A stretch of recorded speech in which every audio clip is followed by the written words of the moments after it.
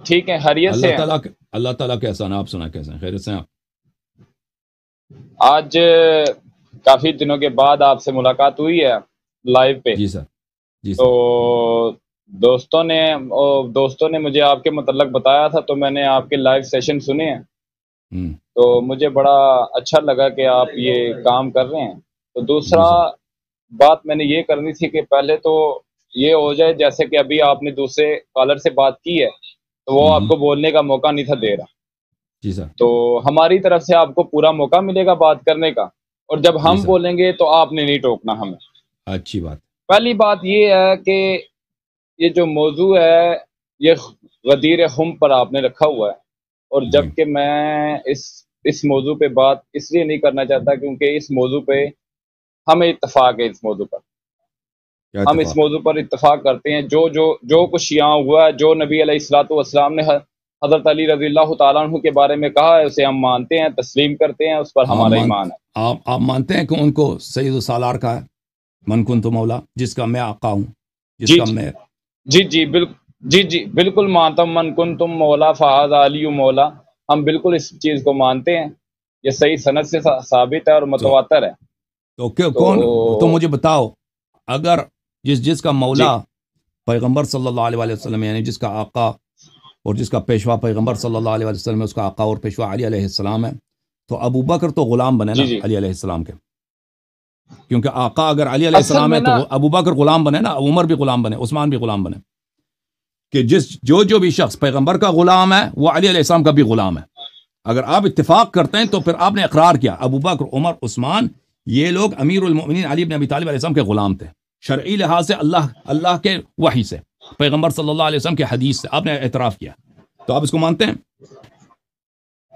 جی بالکل مانتا ہوں، لیکن ختم بات، اس میں ایک الحمدللہ، آپ کوئی اختلاف ہی نہیں رہا پھر تو. بعد میں اختلاف یہاں سے پیدا ہوتا ہے کہ آپ لوگ اسے تنزن غلامی کا ایک لفظ دیتے ہیں، تنزن کہتے ہیں، لیکن ہم تنزن نہیں کہتے. ہم یہ کہتے ہیں کہ تمام صحابہ سے افضل حضرت علی رضی اللہ تعالیٰ عنہ اس لیے ہیں کہ وہ اہل بیت سے ہیں. اگر وہ ایک اہل دلیل ہے. بیت کو میری بات سنیں نا، جی میں نے سر، آپ جی کی سر. سنی بات. اہل بیت کو اگر بیچ میں سے نکال دیا جائے اور صحابہ پر بات آ جائے تو صحابہ میں سے سب سے افضل حضرت ابو بکر صدیق رضی اللہ تعالیٰ عنہ ہیں. لیکن اہل بیت میں ہونے کی وجہ سے حضرت علی رضی اللہ تعالیٰ عنہ تمام اصحاب میں سے سب سے افضل ہیں. اچھا، وہ دوسرا جو میرا موقف تھا وہ میں آپ سے بتانا چاہتا ہوں تاکہ مختصر سے وقت میں بات کو پورا مکمل کر دیا جائے. وہ اس سے میرا پہلے موقف اس سے آپ پہلے کا. کہ آپ اس سے پہلے کہ آپ دوسرا موضوع لے کے آئے نا، ایک شخص کو جی رسول پاک صلی اللہ علیہ وسلم نے اس کے متعلق کہا کہ جس کا میں مولا ہوں. مولا سے کیا مراد ہے؟ آقا، یعنی جس کا حق اطاعت ہے. یعنی رسول صلی اللہ علیہ وسلم ہمارے آقا ہیں، اس کا کیا مطلب ہے؟ آقا ہیں یعنی وہ جو حکم دے، ہمارے جی سید ہیں، ہمارے سردار ہیں. یعنی وہ جس طرح کا فیصلہ سنائے، ہم سے کہہ دے کہ بھائی تو اس طرح کرو، اس طرح کرو، یہ نہ کرو، تو ہم پہ واجب الاتباع ہے، کسی کو مخالفت کا ذرہ برابر بھی حق نہیں ہے. تو فرمایا کہ وہی جو اختیار مجھے ہے وہ امیر المؤمنین علیہ السلام کو وہی مقام حاصل ہے، آقائی اور سالاری اور سیادت وہی حاصل ہے. تو ہم یہ طنز کے طور پہ نہیں کہتے، ہم واقعاً پیغمبر صلی اللہ علیہ وسلم کے غلام ہیں، غلام سے بھی نہیں نہیں، روسیاتر ہیں. آپ طنز کے طور پہ کہتے آپ نہیں طنز کے طور پہ نہیں، کہتے ہیں یہ بالکل میں. طنز پہ نہیں کہہ رہا بھائی. ایک شخص جب آقا بنتا ہے، دوسرا اس کا کیا بنتا ہے؟ اس کا غلام، نوکر ہی بنتا ہے، غلام ہی بنتا ہے. اگر وہ جی جی یہ ایک طرفہ رشتہ نہیں ہے، یہ دو طرفہ رشتہ ہے. بھائی ایک شخص اس طرح تو نہیں کہا کہ میں عالم ہوں. اگر ایک شخص عالم ہے تو یہ دو طرفہ رشتہ نہیں ہے، وہ عالم ہے بھائی. لیکن اگر ایک شخص کو کہتے ہیں وہ آقا ہے تو اس رشتے کے دو طرف ہیں. وہ کسی کا آقا ہے نا. کس کا آقا ہے؟ جس کا پیغمبر صلی اللہ علیہ وسلم آقا ہیں، اس کا امیر المومنین اسلام بھی آقا ہیں.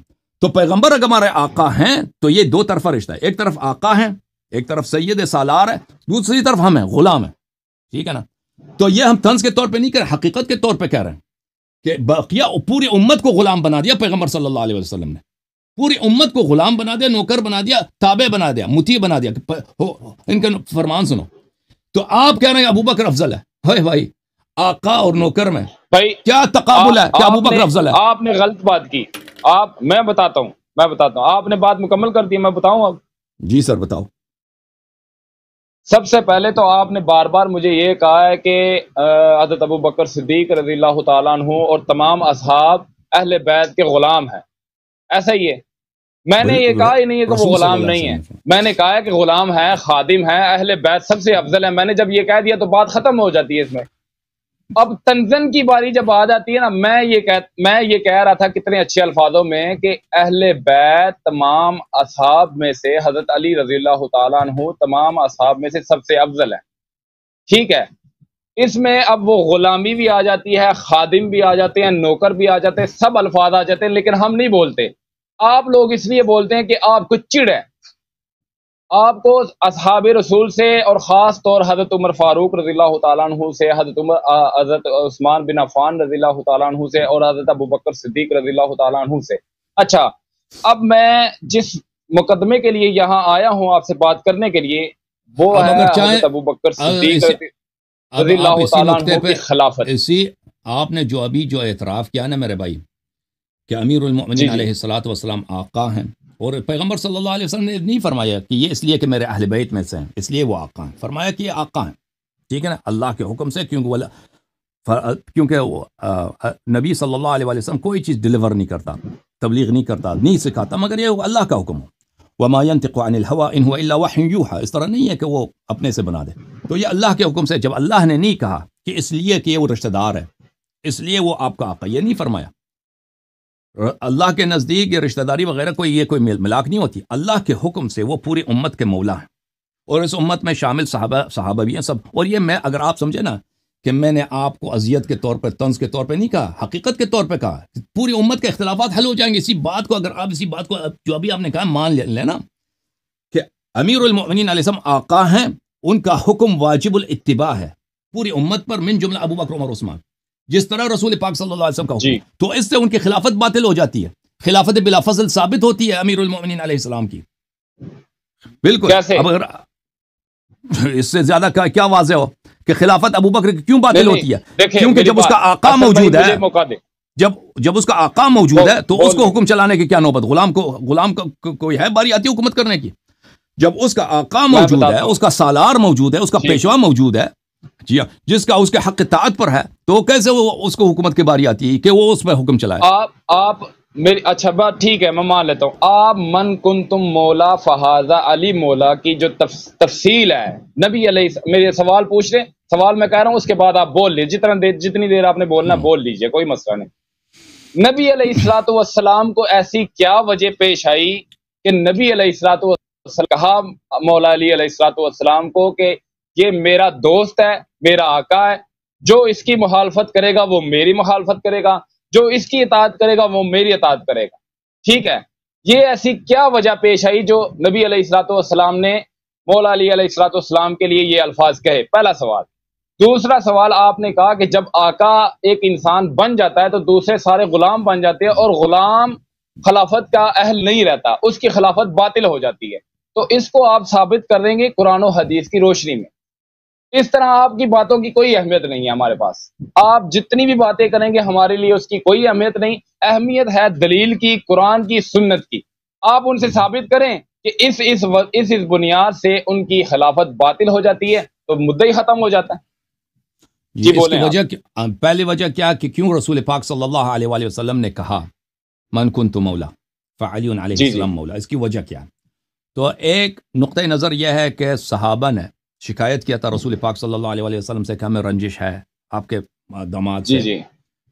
تو رسول پاک صلی اللہ علیہ وآلہ وسلم نے سوچا کہ بھئی میں سب کا الگ الگ کیسے جواب دوں کہ ان کو منا دوں کہ بھئی ان سے ناراضگی نہ ہو آپ کی. تو انہوں نے سب کو جمع کر کے خطبہ بیان کیا. ٹھیک ہے نا، یہ ایک نقطہ نظر ہے، اور یہ نقطہ نظر کاملاً جھوٹ ہے. یہ نقطہ نظر پوری دنیا میں پھیلی ہوئی ہے، شرق میں جائیں، غرب میں جائیں، انگلش میں، عربی میں، اردو میں، بنگالی میں، ہندی میں، افریقہ میں، عرب میں، عجم میں، پاکستان میں اسی جھوٹ کو پھیلایا ہوا ہے. اس کی ایک حدیث بھی نہیں ہے، ایک حدیث بھی نہیں ہے، کسی صحابی کا قول بھی نہیں ہے، کسی تابعی کا بھی قول نہیں ہے. یہ ایک جھوٹ ہے جو بعد میں بنائی گئی ہے کہ وجہ صدور خطبہ غدیر کیا ہے کہ صحابہ نے شکوہ کیا تھا. ٹھیک ہے نا، آپ نے پوچھا نا، شاید آپ کے ذہن میں یہی بات ہے.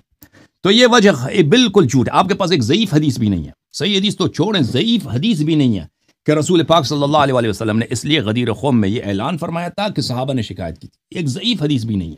ٹھیک ہے نا، چاہے کہ ایک صحیح حدیث ہو. جو شکوے والی بات تھی وہ سنہ 8 ہجری کی ہے، وہ مدینے کی بات ہے، وہ خطبہ غدیر بھی نہیں تھا، وہ آپ صحابہ برید اسلمی کی حدیث ہے یا عمران بن حسین کی حدیث ہے، وہ گفتگو تھی آپس میں، یمن سے واپس آئے تھے، صحابہ نے شکایت کیا تھا، اسی وقت رسول پاک صلی اللہ علیہ وسلم نے مجلس میں ان کو ڈانٹا تھا، اور وہ بھی امامت کی دلیل ہے، کیونکہ اس میں یہ ہے علی ولی کل مؤمن من بعدی، کہ علی علیہ السلام میرے بعد ہر مومن کے ولی ہیں، وہ بھی امامت کی دلیل ہے، لیکن وہ اس کا خطبہ غدیر سے کوئی تعلق ہی نہیں ہے، وہ سنہ 8 ہجری کا واقعہ ہے۔ یہ مسئلہ بہت واضح ہے کہ امیر المؤمنین علیہ الصلوۃ والسلام جب رسول پاک صلی اللہ علیہ وسلم کے ساتھ غدیر میں تھے، وہاں پر یمن سے کوئی قافلہ نہیں آیا تھا، وہ سب لوگ حج سے واپس آ رہے تھے۔ بہرحال تو وجہ صدور خطبہ کیا ہے؟ وجہ صدور خطبہ یہ ہے کہ رسول پاک صلی اللہ علیہ وآلہ وسلم نے خود اپنی موت کی خبر دی ہے اسی خطبہ غدیر میں۔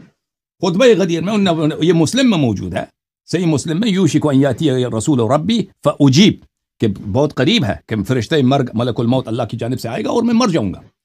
تو یہ واضح بات ہے کہ ان کی وفات کے فوراً بعد امامت کی ضرورت ہے، کہ امت کی لیڈرشپ کس کے ہاتھ میں ہو۔ اس کے علاوہ آپ کے ہاں متعدد کتب میں موجود ہے کہ اللہ کی جانب سے یہ حکم آیا، یا ایھا الرسول بلغ ما انزل الیک من ربک وان لم تفعل فما بلغت رسالته واللہ یعصمک من الناس ان اللہ لا یہدی القوم الکافرین۔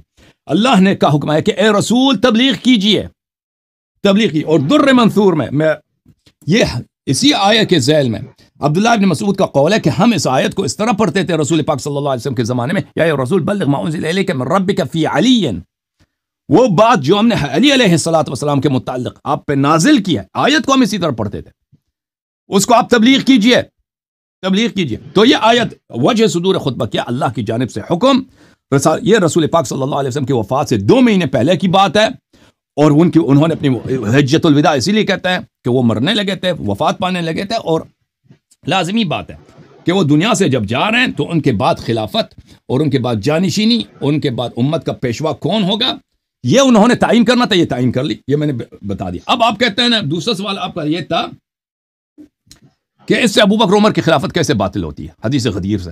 واضح بات ہے بھائی، جب آپ نے مان لیا میرے عزیز، میرے بھائی، سوال آپ کا کتنا عجیب ہے، جب آپ نے خود اعتراف کیا کہ مولا کا مطلب ہے سید، مولا کا مطلب ہے آقا، مولا کا مطلب ہے پیشوا، آپ نے ابھی کہا، اب میں نے تو آپ سے پوچھا بھی تھا، مولا کا مطلب دوست بھی ہے، مولا میں نے تو مانا ہے، میں نے تو اس چیز سے انکار ہی نہیں کیا، میں تو مان رہا ہوں اس چیز کو۔ ابھی آپ نے جب شروع میں کہا تھا، آپ نے کہا تھا کہ ہم حدیث غدیر پہ بالکل آپ سے اتفاق کرتے ہیں، میں نے آپ سے پوچھا تھا کہ آپ مولا کے معنی کو مانتے ہیں؟ جی ابھی بھی میں کہہ رہا ہوں کہ میں اتفاق سالار ہے، آقا ہے، پیشوا ہے، تو آپ نے خود کہا کہ میں مانتا ہوں۔ جب رسول پاک صلی اللہ علیہ وسلم نے کہا ہے کہ جس کا میں آقا ہوں، جس کا میں پیشوا ہوں، جس پہ میرا فرمان چلتا ہے، امیر المؤمنین علیہ السلام اس کا آقا ہے، اس پر امیر المؤمنین علیہ السلام کا فرمان چلتا ہے، واجب الاتباع ہے۔ تو اس میں سب آ جاتے ہیں بھائی، آپ یا جو بھی مسلمان ہے، جو بھی اس امت سے ہے، جو بھی کلمہ گو ہے نا، کافر وغیرہ تو نہیں مانتے پیغمبر کو صلی اللہ علیہ وسلم کو، لیکن کافر کا بھی مولا پیغمبر ہے، کافر کا بھی آقا ہے، لیکن وہ مانتے نہیں ہیں۔ لیکن اس امت میں کم از کم جتنے لوگ مانتے ہیں نا، ان میں سب صحابہ آ جاتے ہیں، اس میں عشرہ مبشرہ آ جاتے ہیں، اس میں خلفاء آ جاتے ہیں، ابو بکر عمر عثمان آ جاتے ہیں، ان کا آقا پیغمبر ہے، رسول پاک صلی اللہ علیہ وسلم کا فرمان ان پہ واجب الاتباع ہے، اسی لیے امیر المؤمنین علیہ السلام کا فرمان منہ بمنہ ان پہ واجب الاتباع ہے۔ اس لیے ثابت ہو گیا کہ ابو بکر کا امام کون ہے، یہ میں دل آزاری کے طور پہ نہیں کر رہا بھائی صاحب، یہ رسول صلی اللہ علیہ وسلم کے کلام کا مطلب یہی نص صریح ہے کہ رسول صلی اللہ علیہ وآلہ وسلم جس طرح آقا ہیں، مولا ہیں، اسی طرح امیر المؤمنین علیہ السلام آقا و مولا ہیں، پیشوا ہیں۔ تو ابو بکر عمر کا کام ہے کہ ان کے اتباع کریں، ان کو خلیفہ نہیں بنایا پیغمبر نے، امیر المؤمنین علیہ السلام کو امام بنایا، مولا بنایا، پیشوا بنایا، تو ان کی خلافت بالکل باطل ہو جاتی ہے، بالکل جب ایک شخص کو، جب رسول پاک صلی اللہ علیہ وسلم نے ایک شخص کو پوری امت کا آقا بنا دیا ہے، تو کوئی دوسرا بغیر نسخ کے کیسے آقا بن سکتا ہے، کیسے امام بن سکتا ہے؟ اس کا آقا موجود ہے، اس کا پیشوا موجود ہے، تو لازمی بات ہے اتباع اسی کی کرنی، اس کی خلافت باطل ہے۔ جی سر پہلی تو بات یہ ہے کہ آپ کوشش کریں کہ یار لمبی تقریر نہ کریں، مختصر سا جواب دیں، لمبی تقریر نہ کریں، آپ کی بہت مہربانی ہوگی، کیونکہ تھوڑے سے وقت میں بہت سی چیزیں بیان کرنی، بڑی مہربانی ہوگی آپ جی۔ آپ نے ابھی جو آپ نے باتیں کی ہیں، اس میں آپ نے ایک بات کہی ہے کہ نبی علیہ الصلوۃ والسلام نے امامت کا اشارہ حضرت امیر المومنین مولا علی علیہ الصلوۃ والسلام کی طرف کیا تو وہ خلیفہ ہیں، ایسا ہی ہے؟ مولا کہا ہے، جی ہاں، حق اطاعت واجب کی ان کی، جی بالکل ایسے ہی ہے۔ نبی علیہ الصلوۃ والسلام، یہ ایک حدیث ہے میرے پاس، سامنے رکھتا ہوں، جس میں نبی علیہ الصلوۃ والسلام بیماری کی حالت میں تھے، تو انہوں نے، نبی علیہ الصلوۃ والسلام نے حضرت ابو بکر صدیق رضی اللہ تعالیٰ عنہ سے کہا کہ مرو ابا بکر فلیسلم بالناس، ابو بکر کو کہو کہ میرا مسئلہ سنبھال۔ اب اس سے مطلب ہم یہ بھی لے سکتے ہیں کہ حضرت ابو بکر صدیق رضی اللہ تعالیٰ عنہ کو نبی علیہ الصلوۃ والسلام نے خلافت پیش کر دی ہے۔ جیسے میری بات سنیں، میری بات سنیں، ایک بات یہاں کلیئر کر دوں کہ ہمارے ہاں حضرت علی رضی اللہ تعالیٰ عنہ کا جو مقام ہے وہ تمام صحابہ سے افضل ہے۔ آپ لوگ، ابھی آپ سے میں نے کہا تھا کہ اگر آپ دلیل کو، ان کی خلافت کو باطل کرتے ہیں تو باتوں سے آپ نے باطل نہیں کرنی۔ قرآن و سنت کی کوئی حدیث، کوئی سند جس کا نام آپ مجھے بتا دیں کہ یہ سند ہے، یہ حدیث ہے، اس میں لکھا ہے کہ نبی علیہ الصلوۃ والسلام نے فرمایا ہے کہ میرے جانے کے بعد خلیفہ وقت حضرت امیر المومنین مولا علی علیہ الصلوۃ والسلام ہوں گے۔ اگر ایسا نہیں ہے، حضرت ابو بکر صدیق رضی اللہ تعالیٰ عنہ نے خلافت کی، حضرت ابو بکر صدیق رضی اللہ تعالیٰ عنہ نے خلافت کی، حضرت عثمان غنی رضی اللہ تعالیٰ عنہ نے خلافت کی، حضرت علی رضی اللہ تعالیٰ عنہ زندہ تھے، موجود تھے ان کی خلافت میں، تو ایسا کیا ہوا تھا کہ حضرت علی رضی اللہ تعالیٰ عنہ نے ان سے خلافت کیوں نہیں چھینی؟ تو نبی علیہ الصلوۃ والسلام، وہ انہوں نے حضرت زبیر علیہ الصلوۃ والسلام کے خلاف تلوار اٹھائی، حضرت اما عائشہ رضی اللہ تعالیٰ عنہ کے خلاف تلوار اٹھائی، حضرت امیر معاویہ رضی اللہ تعالیٰ عنہ کے خلاف تلوار اٹھائی، تو ایسا کیوں نہیں انہوں نے کیا کہ حضرت علی رضی اللہ تعالیٰ عنہ نے حضرت ابو بکر صدیق، حضرت عمر فاروق، حضرت عثمان غنی رضی اللہ تعالیٰ عنہ کے خلاف تلوار کیوں نہیں اٹھائی؟ دو باتیں اس سے نکلتی ہیں، یا تو آپ کہیں کہ نعوذ باللہ مولا علی علیہ الصلوۃ والسلام ڈر گئے تھے، یا آپ یہ کہیں کہ مولا علی علیہ الصلوۃ والسلام نے ان کی اطاعت قبول کر لی تھی، یا جو آپ باتیں کر رہے ہیں یہ صرف انتشار پھیلاتے ہیں، لوگوں کے اندر جھگڑا فساد پیدا کرنے کی جو باتیں آپ یہ کر رہے ہیں۔ آپ کبھی ساری زندگی یہ ثابت نہیں کر سکتے کہ مولا علی علیہ الصلوۃ والسلام کے من کنتم فہذا علی مولا نبی علیہ الصلوۃ والسلام کا یہ کہنے سے ان تین خلفائے راشدین کی خلافت باطل ہو سکتی ہے، یہ آپ ساری زندگی ثابت نہیں کر سکتے۔ دیکھیں، آپ نے جو خود مان لیا ہے کہ جی سر، بسم اللہ الرحمن الرحیم، آپ نے جو خود مان لیا ہے کہ مولا کا کیا مطلب ہے، یعنی امیر المؤمنین علیہ الصلوۃ والسلام۔ سر آپ دلیل دیں مجھے۔ دلیل ہی دے رہا ہے نا، دلیل ہی ہے، جب آپ خود مان گئے ہیں کہ، اور یہ بات واضح ہے کہ جب کوئی کسی کا آقا ہوتا ہے یہ ایک دو طرفہ رشتہ ہے۔ رسول صلی اللہ علیہ وسلم میرے آقا ہیں، میں ان کا غلام ہوں، میں ان کا نوکر ہوں، ٹھیک ہے، کیا مطلب ہے، یعنی غلام ہوں، اس طرح نہیں کہ پیغمبر صلی اللہ علیہ وسلم نے مجھے پیسے سے حسن بھائی نوکر ہم بھی ہیں، جی بالکل، پورے امت نوکر ہیں، ان کے خاک پا ہیں، تو جی بالکل ساری امت ان کی نوکر ہے، غلام ہے ان کی ساری امت، آپ بھی ہیں، میں بھی ہیں، کوئی بھی کام نہیں ہے۔ یعنی اس کا مطلب کیا، یعنی وہ جو حکم دیں، جو فیصلہ سنائیں، جو خبر دیں، ان کے حکم کو ہم نے اطاعت کرنی ہے، جو فیصلہ سنانا ہے اس کے سامنے تسلیم ہونا ہے، اور وہ جو خبر دیں ان کی خبر کی ہم نے تصدیق کرنا ہے، ایمان لانا ہے، کہنا ہے ان کی بات صحیح ہے۔ تو انہوں نے جب کہا کہ جس کا میں آقا ہوں، جس کا میں پیشوا ہوں، جس پر میرا حکم چلتا ہے اس پہ امیر المؤمنین علیہ السلام پہ چلتا ہے، میں نے آپ کے لیے واضح کر دیا، اس کا امیر المؤمنین علیہ السلام بھی مولا ہے، وہ واجب الاتباع ہے۔ تو پوری امت کو پیغمبر صلی اللہ علیہ وسلم نے اپنے بھائی امیر المؤمنین علیہ السلام کو غلام اور نوکر بنا دیا ہے۔ یہ جملے، کیونکہ مولا ایک ایسا مقام ہے کہ اس کے دو طرف ہوتے ہیں، ایک رشتہ ہے کہ اس طرح نہیں ہے کہ بس ایک ہی مقام ہے، اس کا دوسری طرف سے مقابل نہیں ہے، اس دو طرفے ایک رشتہ ہوتا ہے، ایک آقا کا، اس آقا غلام مانگتا ہے، نوکر مانگتا ہے، تو پورا امت کو انہوں نے ان کا نوکر بنا دیا۔ اب آپ خود فیصلہ کریں کہ ابو بکر عمر اس امت سے ہیں یا نہیں، اگر اس امت سے ہیں تو ان کا آقا، ان کا پیشوا، ان کا امام، ان کا مولا کہ ان کی عمر کی تعمیل کرنی ہے، وہ کون ہے؟ امیر المؤمنین علیہ الصلوۃ والسلام۔ اب آپ نے جو ہے بات پیش کی ہے کہ آپ کی کتب میں موجود ہے کہ رسول پاک صلی اللہ علیہ وسلم نے کہا کہ ابو بکر نماز پڑھائیں۔ پہلی بات ہے، آپ کو پتہ ہونا چاہیے کہ آپ کی کتب ہم پہ حجت نہیں ہے، اپنے احادیث ہم پہ حجت کے طور پہ نہ لاؤ۔ دوسری بھائی یہ ہے کہ یہ جو ہے نا، ابو بکر کو کہہ دیں نماز پڑھائیں، تو اس سے ابو بکر کی عدالت بھی ثابت نہیں ہوتی، اب کچھ بھی ثابت نہیں ہوتا، حتیٰ کہ اس سے ابو بکر کا اسلام بھی ثابت نہیں ہوتا۔ کیونکہ آپ کے مذہب میں یہ بات بہت واضح ہے کہ فاسق کے پیچھے نماز پڑھنا جائز ہے، آپ کے مذہب میں، یعنی فاسق کے پیچھے اگر نماز پڑھیں حرام نہیں ہے، بدعتی کے پیچھے نماز پڑھیں جائز ہے، مفتون کے پیچھے نماز پڑھیں جائز ہے، خسرے کے پیچھے نماز پڑھیں جائز ہے، اور حتیٰ کہ کافر جو حقیقت میں کافر ہوتا ہے ظاہر میں کہتا ہے میں مسلمان ہوں، اس کے پیچھے بھی نماز پڑھنا جائز ہے۔ کتاب الفصل فی الملل والنحل ابن حزم کی، اس میں موجود ہے کہ صحابہ نے مختار ثقفی کے پیچھے نماز پڑھی ہے۔ مختار ثقفی جو تھا وہ کون تھا؟ صحابہ نے حجاج ابن یوسف کے پیچھے نماز پڑھی، عبداللہ ابن عمر عباس، حجاج ابن یوسف جو اتنا بڑا ظالم تھا، فاسق تھا، فاجر تھا، جو پوری امت اس کو جانتی ہے۔ مختار ثقفی کے متعلق روایت یہی ہے کہ آپ لوگوں کی کہ اس نے امامت نبوت کا ادعا کیا تھا، وہ کہتا تھا کہ میں نبی ہوں۔ تو جب اس کے پیچھے نماز ہو جاتی ہے تو اس سے کیا ثابت ہوا؟ ہم یہاں پہ آپ نے جب اس سے کچھ بھی ثابت نہیں ہوتا، ہم یہاں پہ اس سے ثابت نہیں ہوتا کہ اس کو رسول پاک صلی اللہ علیہ وسلم نے مسلمانوں کا امام بھی بنایا نا، وہ پیش نماز بنایا۔ پیش نماز تو چور کے پیچھے بھی آپ نماز پڑھ سکتے ہیں۔ اچھا، پھر آپ نے مجھ سے مطالبہ کیا کہ آپ مجھے حدیث دکھائیں کہ رسول پاک صلی اللہ علیہ وسلم نے کہا کہ امیر المومنین اصلا میرے جانشین ہے۔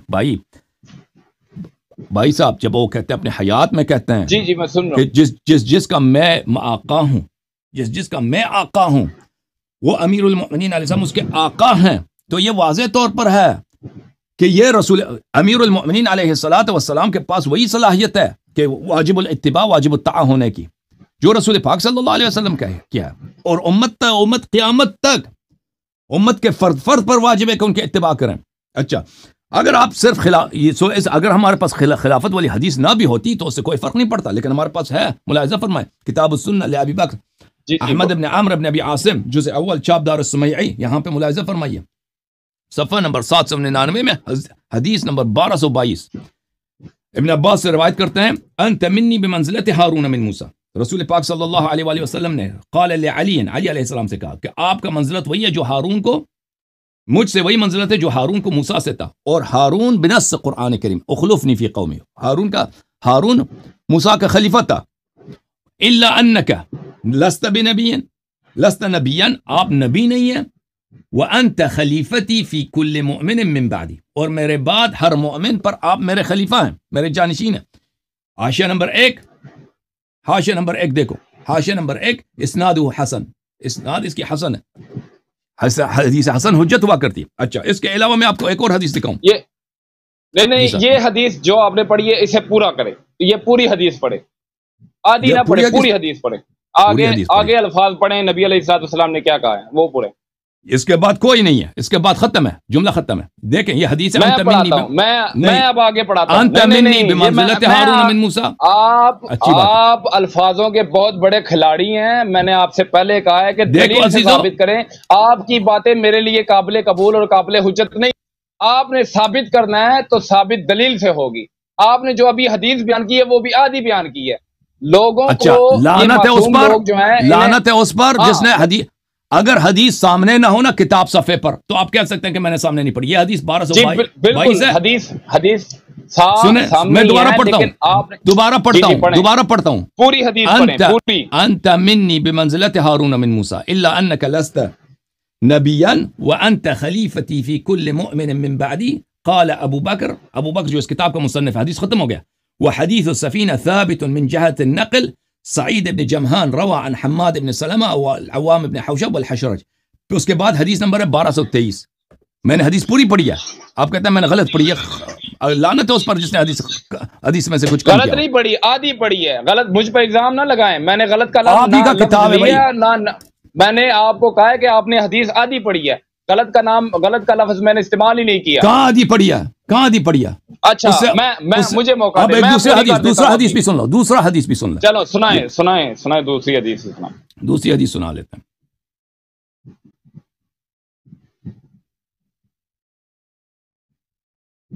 جی بھائی سنائیں دوسری حدیث۔ جی ایک کتاب ہے المصنف فی الاحادیث والآثار، جز نمبر 6، ابن ابی شیبہ کوفی جو بخاری اور مسلم کے استاد ہیں ان کی کتاب ہے، چھاپ دار التاج، کتاب چھپی ہے سن 1989 میں، حدیث نمبر 31679 میں، صفحہ نمبر کیا ہے؟ صفحہ نمبر ہے 309 میں۔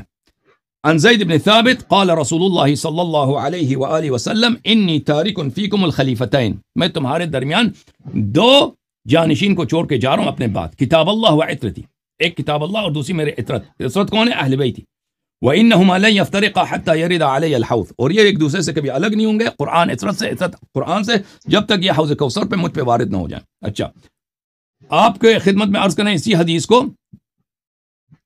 مسند احمد میں بن سن حنبل میں چاپ مؤسسۃ الرسالہ، اس کتاب کے محقق ہیں شیخ شعیب الارناؤط جو کٹر قسم کے وہابی تھے، وہ دنیا سے چلے گئے، جز نمبر 35 چاپ مؤسسۃ الرسالہ، یہاں پہ ملاحظہ فرمائیے صفحہ نمبر 456 میں زید بن ثابت سے وہی سند ہے.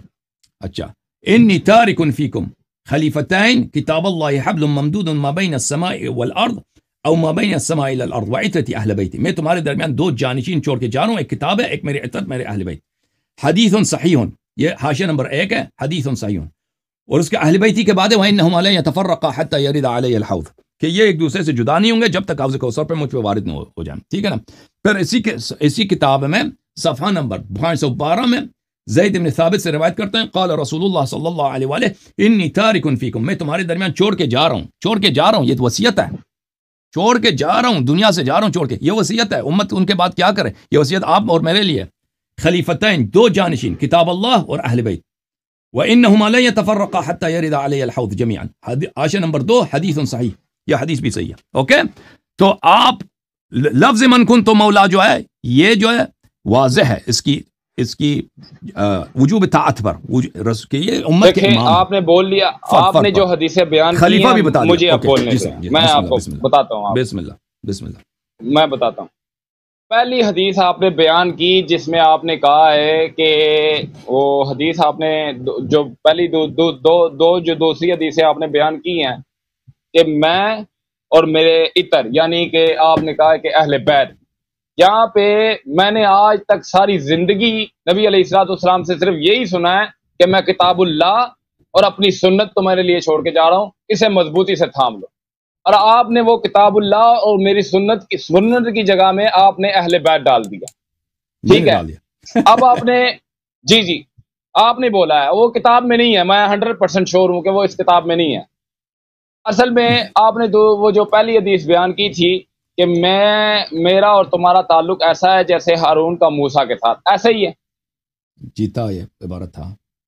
جی. اب دوسری وہ پوری حدیث میں آپ بیان کر دیتا ہوں. میں نے آپ کو پہلے کہا کہ آپ لفظوں کے بہت بڑے کھلاڑی ہیں، یہ معصوم لوگوں کو ورغلانے کا آپ نے ٹھیکہ لیا ہوا ہے، بڑا اچھا. میں آپ کو اب بتاتا ہوں کہ وہ پوری حدیث کیا ہے.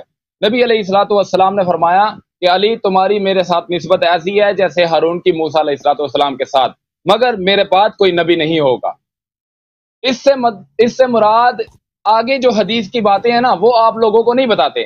نبی علیہ الصلوۃ والسلام نے فرمایا جس طرح یہودیوں نے حضرت عیسیٰ علیہ الصلوۃ والسلام پر لعن طعن کی، ان کی والدہ پر لعن طعن کی، اور جس طرح وہ جہنم میں گئے ان لعن طعن کی وجہ سے، اور جس طرح عیسائیوں نے حضرت عیسیٰ علیہ الصلوۃ والسلام کو اللہ کی جگہ یا اللہ کا بیٹا بنا دیا، وہ بھی گمراہ ہوئے. اور اسی حدیث سے یہ مطلب نکلتا ہے کہ نبی علیہ الصلوۃ والسلام حضرت علی رضی اللہ تعالیٰ عنہ کو یہ کہہ رہے تھے کہ تمہاری وجہ سے 2 گروہ جہنم میں جائیں گے، ایک جو تم سے بغض رکھے گا، جو تم سے نفرت کرے گا، اور دوسرا وہ جو تم سے محبت میں اس طرح ہو جائے گا، جو غلو کرے گا، جو تمہیں اللہ کی جگہ میں بٹھا دے گا. نبی علیہ الصلوۃ والسلام میری جگہ سے بھی بلند مقام دے دے گا، وہ تم سے محبت میں اتنا غلو کر دیں گے جو گمراہ ہو جائیں گے اور جہنم جائیں گے. یہ پوری حدیث ہے جو آپ لوگوں کو بیان نہیں کرتے. اور دوسری بات جو آپ نے بار بار ایک چیز مجھے بتائی ہے کہ حضرت ابو بکر صدیق رضی اللہ تعالیٰ عنہ اور حضرت عمر فاروق رضی اللہ تعالیٰ عنہ، حضرت عثمان بن عفان رضی اللہ تعالیٰ عنہ کی خلافت باطل ہے. حضرت ابو بکر صدیق رضی اللہ تعالیٰ عنہ کی خلافت ہمارے ہاں قابل قبول ہے اور قابل حجت ہے، اور جو صحیح سند سے ثابت بھی ہے. اور جیسا کہ آپ نے کہا ہے کہ میں آپ کی کتابوں کو نہیں مانتا، ایسے ہی بولا آپ نے حسن بھائی. آپ کے احادیث ہم پہ حجت نہیں ہے. جی ہاں، مطلب مانتے نہیں نا، حجت کا استعمال نہ کریں. آپ کہیں کہ میں مانتا ہی نہیں ہوں، ایسے نہیں مانتا جو اگر صحیح حدیث نہیں ہے نہیں صحیح حدیث نہیں کہ میں نے آپ کو پہلے کہا ہے کہ آپ لفظوں کے جادوگر نہ بنے میرے ساتھ. میں نے آپ کو کہا ہے کہ آپ ہماری احادیث کی کتب کو مانتے ہیں یا نہیں مانتے، یہ بتائیں. ان میں سے جو اہل بیت علیہ السلام کے مذہب کے موافق حدیث ہیں، اہل بیت علیہ السلام کے مذہب میں ان کی تائید ہے تو ان کو مانتے ہیں، باقی کو نہیں مانتے. وہ کیوں نہیں مانتے؟ کیونکہ رسول پاک صلی اللہ علیہ وسلم نے ابھی آپ کے سامنے میں نے پیش کیا ہے نا کہ رسول پاک صلی اللہ علیہ وسلم نے صحیح حدیث میں فرمایا کہ میں اپنے بعد 2 جانشین چھوڑ کے جا رہا ہوں، خلیفتین، ایک کتاب اللہ جی ایک کتاب اللہ اور ایک میری عطرت میری اہل بیت. آپ نے کہا کہ آپ نے زندگی ساری سنی ہے کتاب اللہ و سنتی، تو یہ یاد رکھیں میرے بھائی کہ یہ حدیث کتاب اللہ و سنتی نہ کتاب بخاری میں ہے، نہ مسلم میں ہے، نہ مسند احمد بن حنبل میں ہے، نہ کتاب اللہ آپ کا بلا کرے، نہ کتاب سنن ترمذی میں ہے، نہ سنن نسائی میں ہے، نہ سنن ابی داود میں ہے، نہ سنن ابن ماجہ قزوینی میں ہے، صحاح میں کسی میں نہیں ہے. یہ صرف ضعیف اسانید کے ساتھ آپ کے کتب میں موجود ہے. جو صحیح حدیث ہے صحیح سند کے ساتھ موجود ہے کتاب اللہ و عترت اہل بیتی ہے، اور یہ حجت ہے آپ پر، یہ آپ پہ حجت. اچھا. اور سنت جو ہے اچھا. سنت جو ہے رسول پاک صلی اللہ علیہ وسلم کی جانشین نہیں بن سکتا. سب جانتے ہیں سنت جو ہے رسول پاک صلی اللہ علیہ وسلم فرد ہیں، وہ امر کرتے ہیں، وہ نہیں کرتے ہیں، وہ دکھاتے ہیں. سنت فرد نہیں ہے، سنت اقوال ہے، افعال ہے، ان کے جو لوگوں کے حافظے میں. سنت کچھ غلط ہیں، سنت کچھ ضعیف ہیں، سنت کچھ مردود ہے، سنت کچھ ان میں سے اس میں جھوٹی بھی ہو سکتی ہے. تو سنت کبھی رسول پاک صلی اللہ علیہ وسلم کی جگہ نہیں لے سکتی. ان کی جگہ ایک فرد ہونی چاہیے، اور وہ فرد اہل بیت طاہرین علیہم الصلوۃ والسلام ہے. ٹھیک ہے نا؟ تو جانشین جو ہے اہل بیت علیہ السلام. تو ہم کیوں نہیں مانتے آپ کے وہ احادیث جن کے اہل بیت علیہ السلام نے تائید نہیں کی ہے، اسی لیے نہیں مانتے کہ جانشین پیغمبر کا کون ہے؟ اہل بیت علیہ السلام. آپ کی کتاب سے ثابت کیا، آپ بھی یہی کریں، آپ بھی یہی کریں. وہ احادیث جن کے اہل بیت علیہ السلام نے تائید نہیں کیا آپ ان کو چھوڑ دیں، کیونکہ آپ کے مذہب سے ہم نے ثابت کر دیا کہ پیغمبر صلی اللہ علیہ وسلم کا جانشین کون ہے؟ اہل بیت علیہ السلام، امیر المؤمنین علیہ السلام.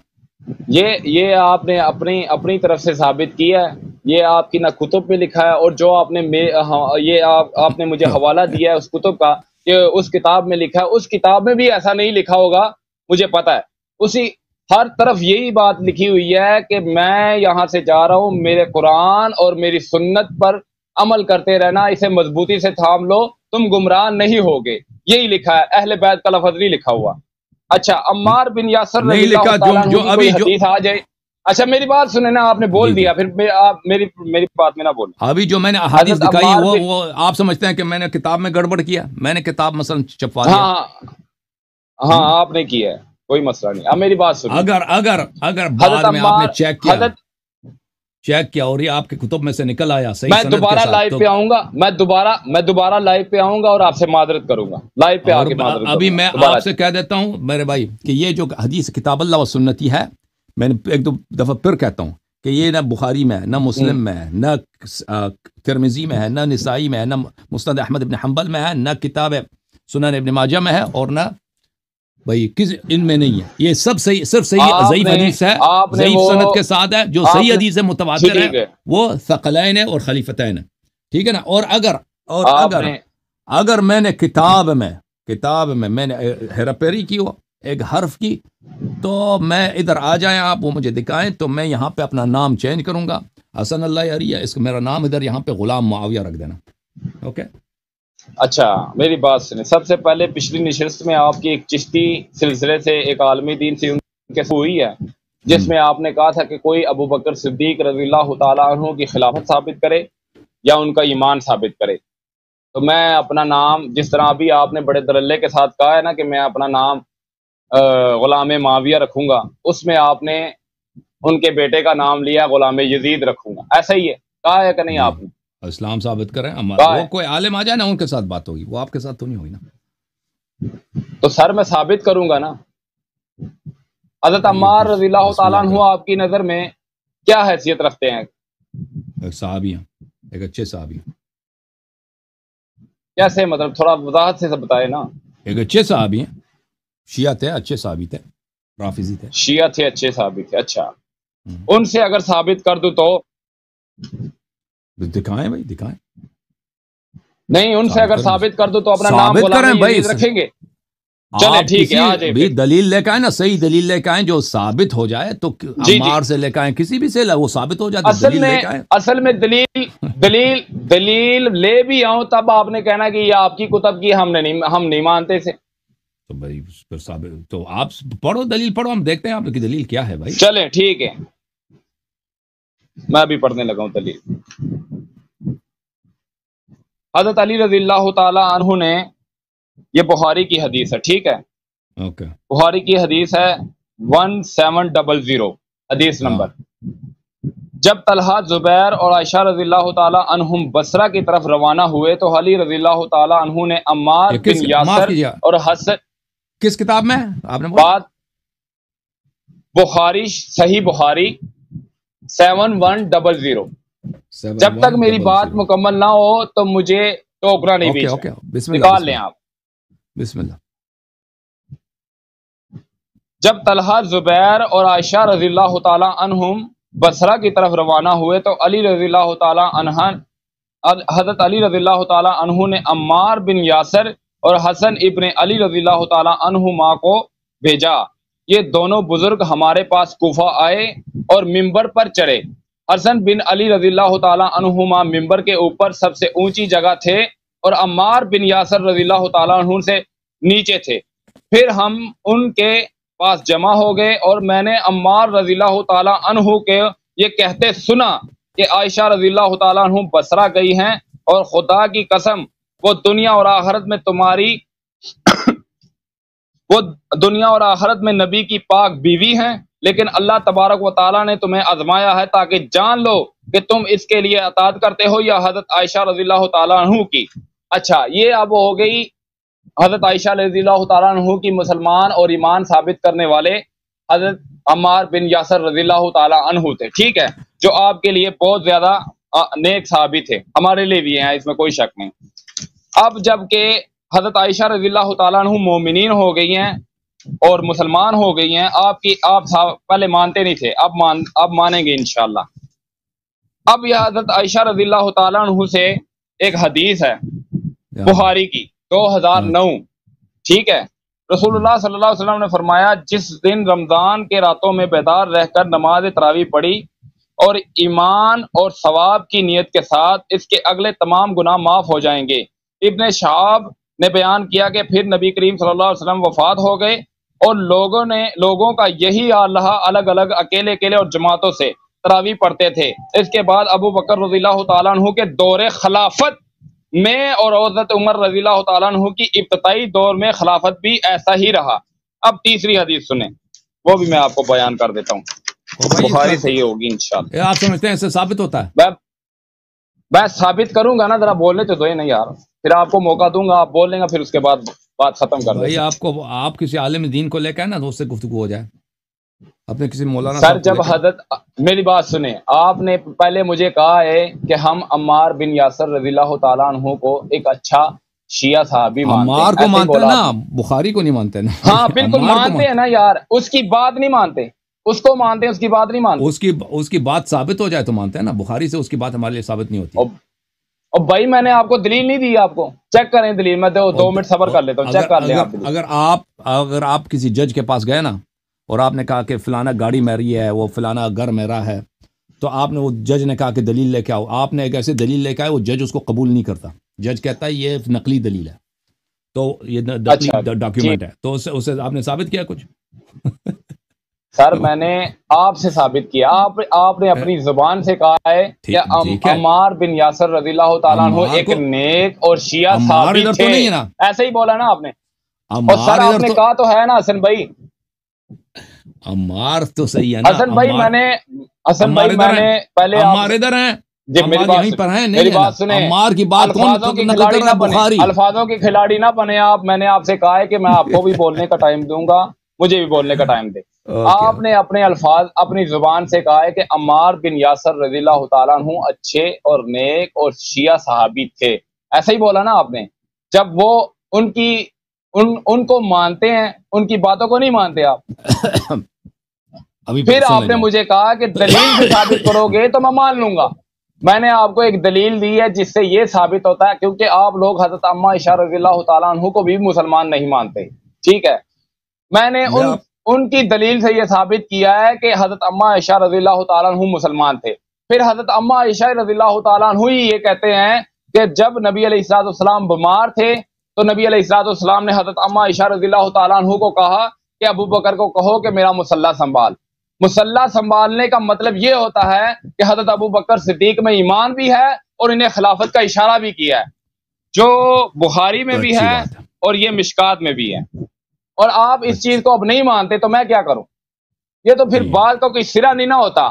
آپ شیعہ حضرات کی کتابیں ہو رہا ہے، دین بھی ہو رہا ہے، آپ نے اہل بیت کو پکڑا ہے، تو باقی صحابہ کا کیا کرنا ہے پھر؟ انہوں نے ان کے ساتھ زندگی گزاری ہے، ان کے ساتھ عمریں گزاری ہیں. میں نے آپ سے پہلے یہ کہا تھا کہ حضرت علی رضی اللہ تعالیٰ عنہ کے دور میں جب خلافت انہیں ملی تو انہوں نے ان سے کیوں نہیں چھینی؟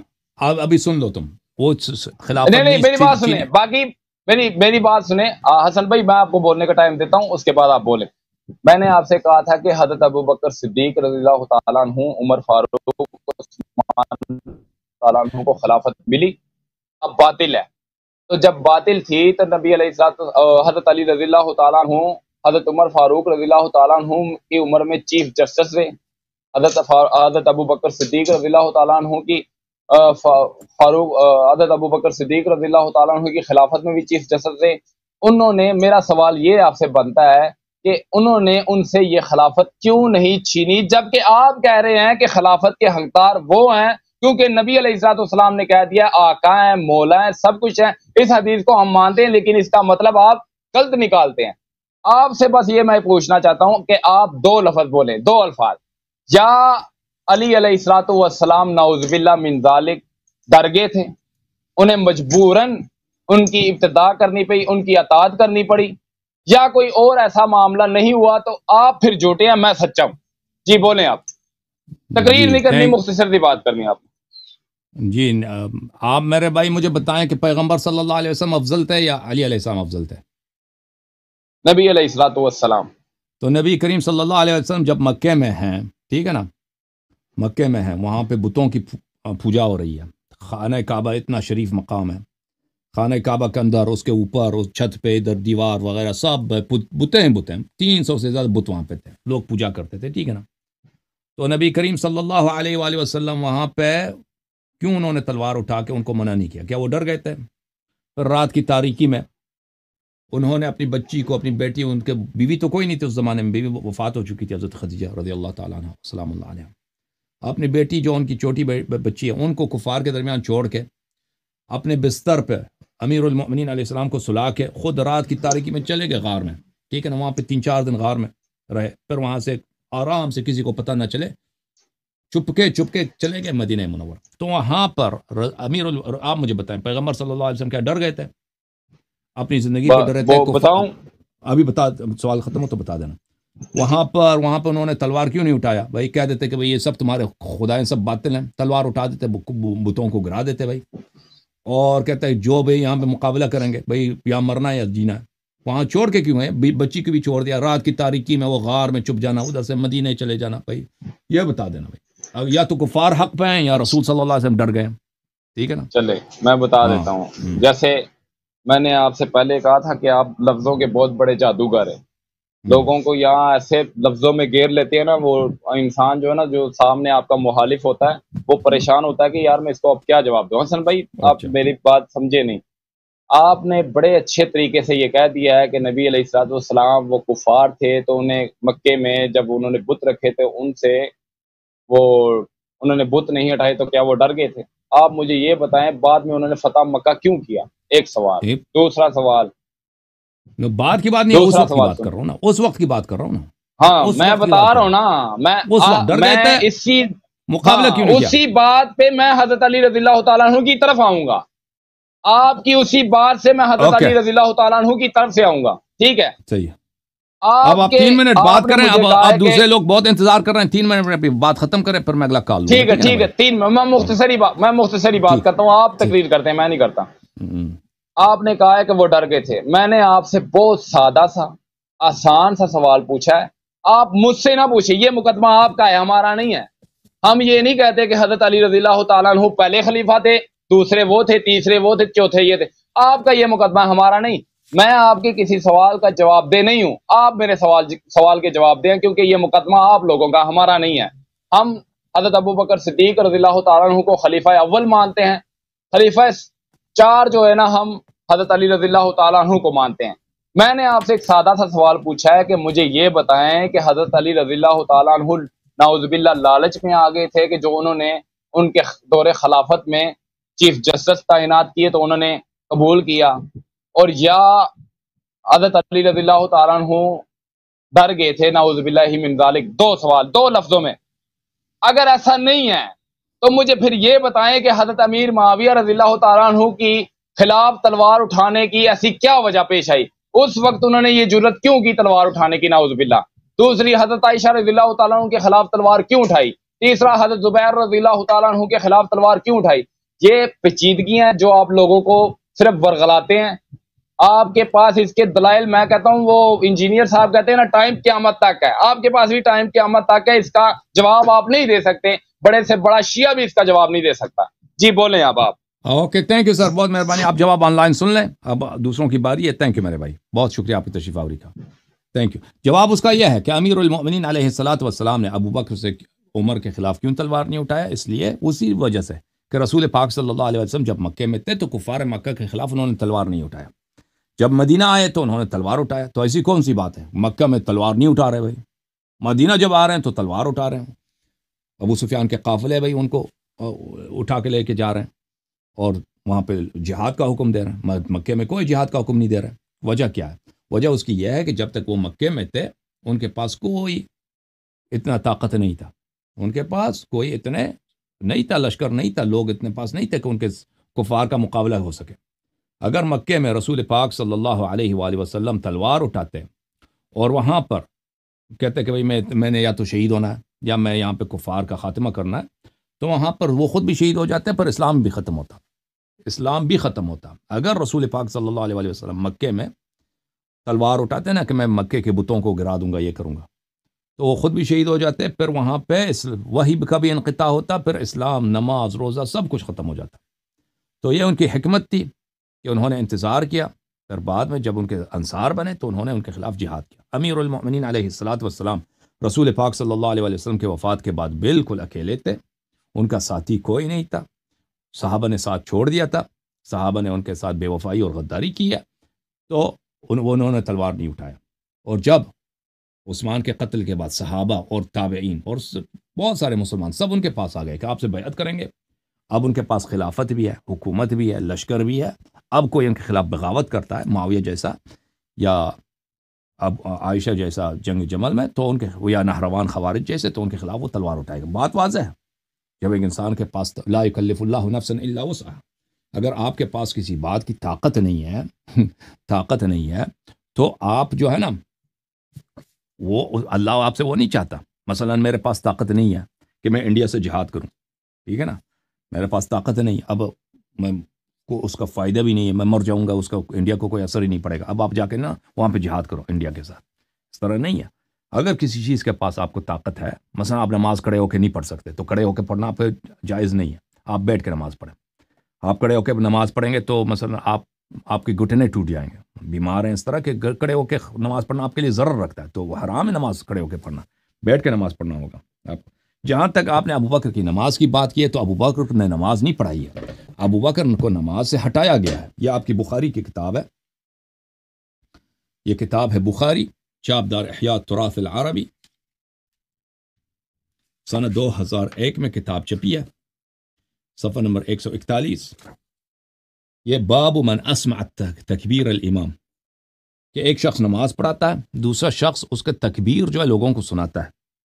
کہ بھئی تکبیر کس لیے سنایا جاتا ہے؟ کہ بھئی پرانے زمانے میں لاؤڈ اسپیکر نہیں ہوتے تھے، مائکرو فون نہیں تھے نا، ایک شخص نماز پڑھ رہا ہے، پیچھے مجمع بڑا ہے، تو ایک دوسرا شخص ہے جو زور سے کہتا اللہ اکبر، لوگوں کو پتہ چل جائے کہ رکوع میں چلے جاؤ، کیونکہ جماعت بہت لمبی ہے، صف بہت ہیں، تو پیچھے والوں کو نماز سنائی نہیں دیتی بھائی کہ ہم نے اب رکوع پہ جانا، تو امام کی جو آواز ہے وہ اس کی اتنی اونچی نہیں ہوتی ہے، تو ایک شخص وہاں پہ چیخ کے بولتا ہے اللہ اکبر، جب وہ اللہ اکبر کہے گا تو دوسرے جو ہیں اس کے کیا کریں گے؟ نماز اس کے تکبیر سے نماز پڑھیں گے۔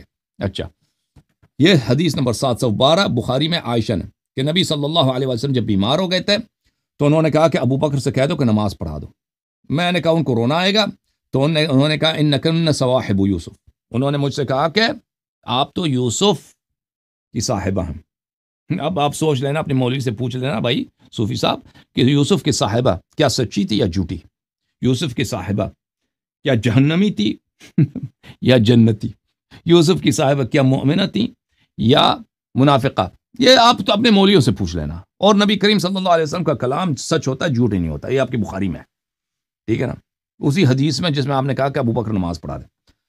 تو فصلى ابو بکر نے لوگوں کو نماز پڑھانا شروع کیا وخرج النبی صلی اللہ علیہ وآلہ یہاد بین رجلین نبی کریم صلی اللہ علیہ وسلم نے جب دیکھا کہ ابو بکر نماز پڑھا رہا ہے تو آ گئے بھائی خود آ گئے اور وہ چل بھی نہیں سکتے وہ دو مردوں کے درمیان کھینچے جا رہے تھے نبی کریم صلی اللہ علیہ وسلم کو ایک فضل بن عباس اور امیر المؤمنین علیہ السلام نے کندھوں کے نیچے سے اٹھایا اور وہ خود نہیں چل رہے اتنی شدید بیماری ہے اور ان کو لے کے آئے اچھا کأنی انظر الیہ یخط برجلیہ الارض میں دیکھ رہا ہوں کہ نبی کریم صلی اللہ علیہ وسلم کی جو قدم مبارک ہے وہ انسان چلتا ہے نا پیر اٹھاتا ہے قدم زمین پہ رکھتا ہے لیکن اگر آپ کسی کو کندھوں کے نیچے سے اٹھا کے لے کے آ رہے ہیں اور وہ خود چل نہیں سکتا تو اس کے پیر کیا ہوتے ہیں زمین پہ لکیر بناتی ہیں اس کے پیر زمین پہ خط بناتی ہیں لکیر بناتی ہیں ٹھیک ہے نا کیونکہ آپ اس کو کھینچ کے لا رہے ہیں اٹھا کے اس کے پیر زمین سے ٹچ ہوتے ہیں تو زمین پہ لکیر بن جاتی ہیں تو عائشہ کہتی ہیں کہ میں نے دیکھا کہ رسول پاک صلی اللہ علیہ وسلم کو دو آدمیوں نے بازو کے نیچے سے پکڑا ہوا ہے اٹھا کے لے کے آ رہے ہیں اور ان کے پیر جو ہے زمین پہ خط بنا رہی ہیں خط بنا رہا ٹھیک ہے نا اچھا خط بنا رہا یخط فلما رآہ ابو بکر ذهب يتأخر فأشار الیہ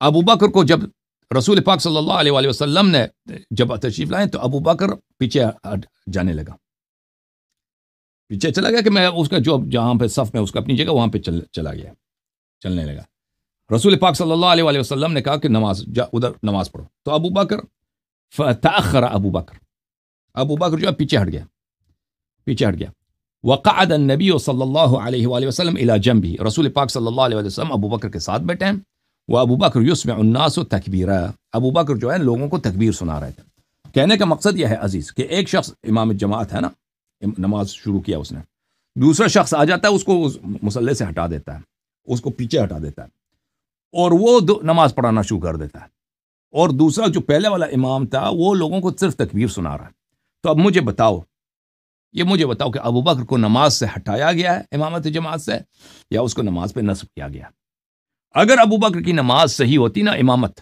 صحیح ہوتی تو اتنی شدید بیماری میں کہ چل بھی نہیں سکتا رسول پاک صلی اللہ علیہ وسلم پیر کھینچے جا رہے ہیں وہ خود نہ آتے اور پھر ابو بکر نے جو نماز پڑھائی ہے نا رسول پاک صلی اللہ علیہ وسلم اس کو ہٹا کر خود نماز پڑھائیں ابو بکر صرف تکبیر سنا رہا ہے ٹھیک ہے نا اس طرح نہیں ہوتا اوکے یہ آپ کی اپنی کتب سے ہے اور پھر اگر واقعاً رسول پاک صلی اللہ علیہ وسلم نے حکم دیا ہوتا کہ تم ابو بکر کو بولو نماز پڑھو اگر واقعاً حکم ایسا تھا تو پر کیا وجہ ہے کہ رسول پاک صلی اللہ علیہ وسلم نے عائشہ کو گالی دیا اور کہا کہ تو صاحبہ یوسف ہے ٹھیک ہے نا ایک شخص نے اس نے حکم کی تعمیل کی ہے ابو بکر کو بولو نماز پڑھو ابو بکر نماز پڑھا رہا تو صاحبہ یوسف ہے اتنا سخت شدید جملے کہ یوسف والی عورتیں جو ہیں نا وہ جو نبی اللہ یوسف کی دشمن تھیں اتنے سخت جملے جو فاجر فاسقہ عورتیں دنیا طلب عورتیں سازش کرنے والی عورتیں تو یہ کس لیے بولا اسی لیے بولا ہے کہ رسول پاک صلی اللہ علیہ وسلم نے ابو بکر کو نماز کا نہیں بولا تھا خود عائشہ نے بولا ہے عائشہ نے بولا اپنی طرف سے اور تب ہی رسول پاک صلی اللہ علیہ وسلم نے کہا کہ تو یوسف والی ہے اور اگر واقعاً امر کرتا کہ تو نماز پڑھا دے پھر اس کو نماز سے نہیں ہٹاتے کہ پھر تو نماز نہیں پڑھا سکتا اوکے